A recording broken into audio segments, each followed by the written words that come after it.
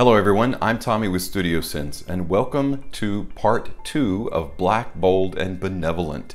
Transitional fragrances that help you get to warm weather of summer into the cooler weather of fall or autumn. And this is the cheap seat version. I'm all about the good deal, and especially in fragrance, there are those hidden gems out there. And if you know my channel at all, you know that I'm all about those fragrances that have high quality juice at a midline price or really good price. So when we return, we'll go over our list, that and more, so stay tuned.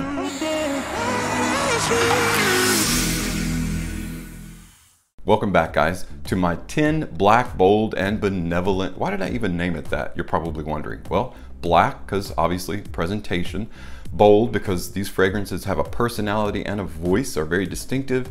Benevolent, because they're very kind. When it comes to transitioning from one season into another, it can sometimes feel like a harsh wake-up call. And these fragrances are supposed to be there to kind of help transition, right? Almost like when you change grades in high school or when you change majors in college. If you could have somebody there to help you transition smoothly, that's what these fragrances are for. So let's go ahead and get into our list. Our very first fragrance that we're going to feature today came out in 2011 due to the efforts of Loc Dong. I don't know if I'm saying that right. L-O-C first name, D-O-N-G last name.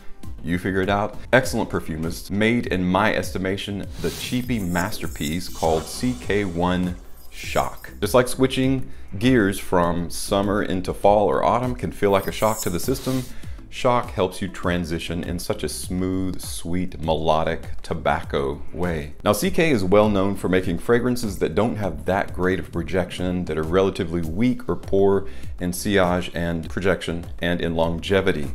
This proves that theory completely false, completely wrong. This is a great performing cheapie. In fact, I go so far as to say the cardamom in this reminds me of a very well-known date night fragrance, and that is La Nuit de l'Homme. Doesn't smell anything like this, but the cardamom is so wonderful. Clementine, cucumber, lavender in the top, cardamom, black basil, black pepper in the mid, and in the base we've got ambrane, which is it's like the finest leather with a little hint of balsamic or incense overtones, along with cashmere, patchouli, tobacco, and white musk comprising the base. CK1 Shock is a fantastic transitional fragrance. You can actually wear it in warm weather, but it's primarily for the cooler days of summer, the cooler mornings of spring, and of course, fall and autumn going into winter. Excellent cheapie, CK1 Shock. In 2019, Jesus Del Pozo had a really cool concept that Nicolas Ballou took and created a fragrance from, and that is the Halloween Man, and specifically Halloween Man X, another cheapy, fragrant favorite. Say that fast 5 times.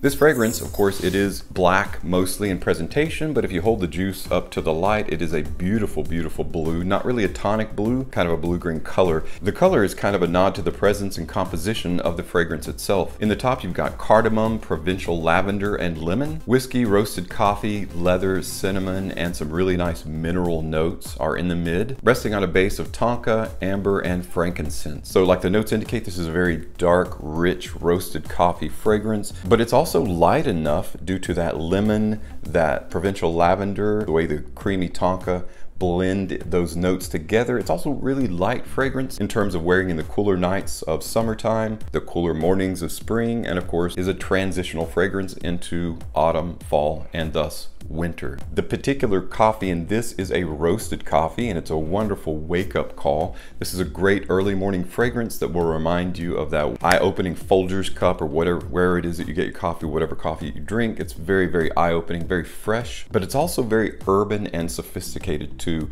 It's a great blend and great composition and extremely cheap. Notwithstanding the whole transition theme we're talking about today, I think Halloween Man X belongs in everyone's rotation. It's that good.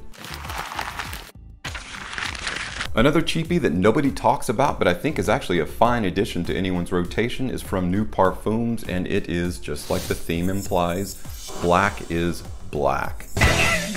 This actually is a very solid fragrance for being extremely cheap. I think I bought it for less than 15 bucks, or right around 15 bucks at a rack store, and I've been very, very pleased. Now, the sillage is a little bit weak. The performance is a little bit weak. Admittedly, it kind of figures into the price point there. You're paying so little that you're not going to expect a banger, right? So you get a 100 ml bottle, you can respray or decant. A lot of people have compared this to Versace's The Dreamer, and it does have a little bit of the essence of the Dreamer in it. Bergamot, lemon, tangerine, grapefruit, aniseed, basil, lavender, juniper berry, and licorice are all in the top. That's literally just the top notes. You've got rose and jasmine in the heart. Amber, tonka bean, vanilla, guaiac wood, and musk are the base that it's resting on. So how could you go wrong with that many notes in the any quality of a fragrance? Well, you know, you can go wrong with that, but Black is Black did not go wrong. I really love what this does with lavender and juniper berry. It makes that blend and all those notes so wearable, and it's extremely cheap. New Parfums, Black is Black, another great transitional fragrance. Another transitional fragrance that came out in 2010 that is refined, refreshing, and a little sensual is Perry Ellis Night. Really like that presentation, just like what we're talking about. This is black, it's bold, and it's even got like a matte finish, which is one of my favorite finishes, whether it's on a car or a motorcycle or a bottle of juice. Night opens with a vibrant mix of red, orange, pomelo, and citrus leaves. Its confident style is reflected with a heart of yuzu, geranium, and cedar, placed on a seductive base of amberwood, black moss, and musk. Perry Ellis Night is a fantastic cheapie. It is super subtle, but in the dry down, Perry Ellis Night has a little bit of mystery, a little bit of finesse that's always associated with date nights. So great date night fragrance, great nighttime casual wear transitional fragrance. Kenneth Cole released a trio of fragrances, all of which are relatively good, but my absolute favorite is a transitional fragrance, and that is Kenneth Cole Mankind Hero. Hero, just like the black bottle indicates, I'll show you. Really like how they use leather around the lid and leather around the bottle. Feels great in your hand, great presentation, but the smell is where it's at. This fragrance is warm and welcoming, but it's not too cloying. It's not really a sweet fragrance, but it has kind of pieces and parts and bits of the best part of a composition of a gourmand fragrance. It's not earth-shattering and original, but what it does supremely well. It's almost niche quality in my estimation. This can be worn casually in day or nighttime. It has more of a dark, mysterious air about it with a nighttime sensibility, so it's a great date night fragrance as well as transitional fragrance. Featuring top notes of Italian lemon, coriander seed, plumwood, lavender, clary sage, and vanilla comprise the heart. Coumarin, amberwood, white moss, and musk, the base that it's resting on. Kenneth Cole Mankind Hero. Let it rescue you from your transitional stress. This next fragrance I talked about came out in 2016 from Jacques Huglier, Perfumist, and it is discontinued, so it is very hard to find, but if you do find it, grab it up, because Angel for Men's Pure Tonka, or Terry Mugler's Pure Tonka, is a fantastic, super gourmand fragrance that's perfect for, I actually wore it last night. We had a 90-degree day of weather, but the night cooled off. I think our night got around 70 degrees, a little bit lower, maybe 69, but not super cool. This worked perfectly. I think we take for granted that even though fragrances can be seasonal, there's not really any time that you can't necessarily try them out to see how they work in that particular temperature. This works really, really well.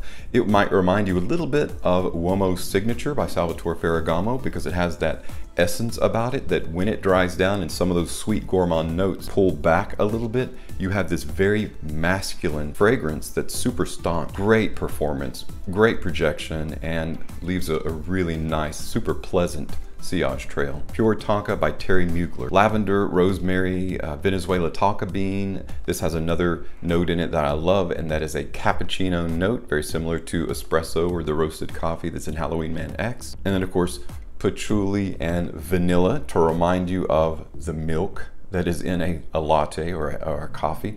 Super creamy, super rich.